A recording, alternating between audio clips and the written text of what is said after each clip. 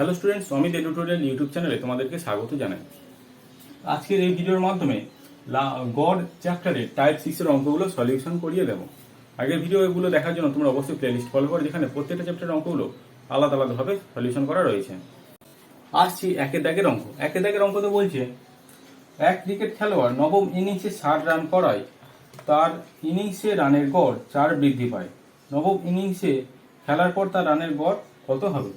তো অষ্টম যে যে ইনিংসটা ছিল, সেটাতে আমরা মনে করছি যে সে এক্স রান করেছিল। তাহলে 8 ইনিংসে পরে তার টোটাল রান কত হচ্ছে?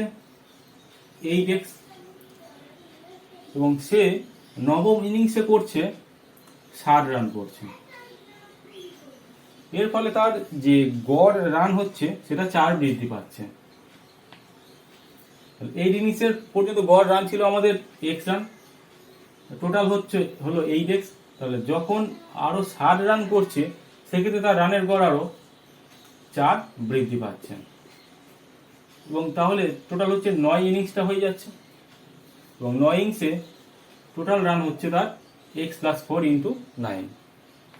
এবার এখান থেকে আমাদের চেয়েছে নবম ইনিংসের পর তার গড় রান কত হবে। 8x প্লাস 60 সমান 9x প্লাস 36। এটা এইদিকে যাচ্ছে, এটা এইদিকে আসছে। তাহলে x সমান 60 থেকে যদি 36 বাদ দেওয়া যায় 24 হচ্ছে। তাহলে বলছে যে রানের গড় ছিল x ছিল, কিন্তু আমাদের বলছে যে নবম ইনিংসের পর তার রানের গড় কত হবে। নবম ইনিংসের পর দেখো তার 4 রান আরো বৃদ্ধি পেয়েছিল। নবম ইনিংসের পরে তার রানের গড় হবে 24 প্লাস 4 28 রান। এটা কিন্তু গড় রান হচ্ছে, আর এটাই আমাদের চেয়েছে।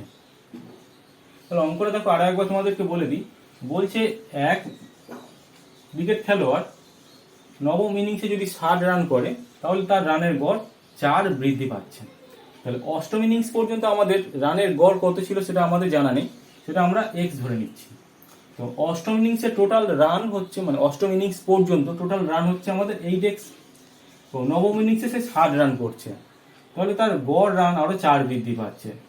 তাহলে ছিল এক্স, সেখানে 4 বৃদ্ধি পাচ্ছে, সেটা নিশ্চয়ই আরো 60 রান করার জন্য তার আরো 4 বৃদ্ধি পাচ্ছে। তার টোটাল ইনিংস হচ্ছে 9। আর এখান থেকে আমরা ক্যালকুলেশন করে পেলাম তার অষ্টম ইনিংস পর্যন্ত রানের গড় ছিল 24, কিন্তু আমাদের চেয়েছে নবম ইনিংসের পর তাদের রান গড় কত হবে। আর 4 বৃদ্ধি পেয়েছিল, 4 যোগ করে দিয়েছে, 28 রান হবে। দুই দাগের অঙ্কতে আসছি। দুই দাগের অঙ্ক বলছে, একজন ব্যাটসম্যান নবম ইনিংসে 85 রান করছে, তবে তার রান সংখ্যার গড় পূর্বের থেকে 6 বৃদ্ধি পাচ্ছেন। নবম ইনিংসের পর তার রান সংখ্যার গড় কত হবে? যখন সে 8 ইনিংস খেলছে, তখন রানের গড় ছিল এক্স। তাহলে 8 ইনিংসে টোটাল রান কত হবে? 8x। আরো একটা যখন ইনিংস খেলছে, নবম ইনিংস, সেখানে তার রান করছে 85, তাহলে তার রান সংখ্যার গড় বৃদ্ধি পাচ্ছে 6 বৃদ্ধি পায়। তাহলে 8 ইনিংস পর্যন্ত ছিল এক্স, যখন 85 রান করছে এক্স প্লাস 6 বৃদ্ধি পাচ্ছে, এবং সেটা 9 ইনিংসে। এখান থেকে আমরা এক্স এর ভ্যালু বের করবো। 8x plus 85 equal to 9x plus 54। দেখো 8xটা ওপারে নিয়ে যাচ্ছি, তাহলে বিয়োগ করলে হচ্ছে x, আর 54টাকে এদিকে নিয়ে আসছি 31। এবং আমাদের চেয়েছে যে নবম ইনিংসের পরে তার রানের গড় কত হবে। তাহলে 8 ইনিংস পর্যন্ত রানের গড় ছিল x, আরো 85 রান যখন করছে তখন 6 বৃদ্ধি পাচ্ছে। তাহলে নবম ইনিংসের পরে তার রান বৃদ্ধি পাচ্ছে 31 প্লাস 6, তাহলে 37। 37 রান হবে নবম ইনিংসের পরে গড় রান। এবার আসছি 3 দাগের অঙ্ক। 3 দাগের অঙ্ক তো বলছে যে একজন ব্যাটসম্যান 20তম ইনিংসে 110 রান করায় তার রান সংখ্যার গড় পূর্বের থেকে 4 বৃদ্ধি পেয়েছে। 20তম ইনিংসে করছে 110 রান।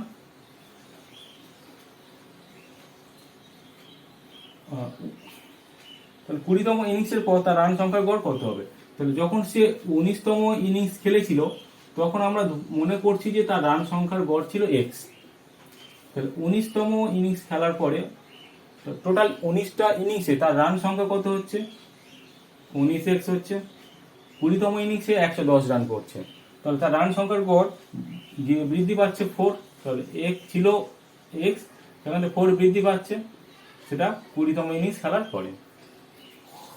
তাহলে দেখো 19x plus 110 equal to 20x plus 80। তাহলে 19xটা ওইদিকে যাচ্ছে, গিয়ে যখন 20x থেকে বিয়োগ হচ্ছে তাহলে x পাচ্ছি আমরা। 80টা যদি এইদিকে আছে তখন আমরা পাচ্ছি 30। এবং আমাদের বলছে যে 20তম ইনিংসের পর রান গড় কত হবে, ছিল আমাদের x এর ভ্যালু পেলাম 30, 30 এর সঙ্গে আরো 4 যোগ করতে হবে, 30 প্লাস 4 ইকুয়াল টু 34 রান হবে তার গড় রান। এবারে আসছি 4 দাগের অঙ্ক। 4 দাগের অঙ্কতে বলছে এক ক্রিকেট খেলোয়াড় 14তম ইনিংসে 20 রান করার ফলে তার রানের গড় 4 কমে গেল। তাহলে 14তম ইনিংসে সে 20 রান করছে, এটা 14তম ইনিংস। তাহলে 13তম ইনিংস পর্যন্ত তার রানের গড় আমরা ধরে নিচ্ছি যে x রান ছিল রানের গড়।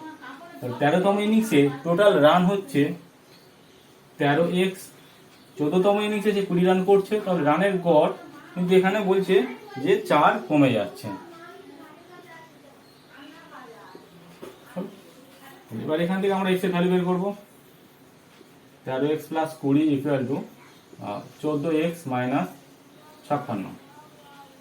এটা এইদিকে যাচ্ছে আর এটা এইদিকে আসছে, তাহলে 13x যদি ওইদিকে চলে যায় তাহলে মাইনাস হয়ে যাচ্ছে, x ইকুয়াল টু 76। আমাদের চেয়েছে যে 14তম ইনিংসের পর তার রানের গড় কত হবে, ছিল 76, যেহেতু 4 কমে যাচ্ছে তাহলে আমরা 4 বিয়োগ দিয়ে দেবো, তাহলে 14তম ইনিংসের পর রানের গড় হবে 72।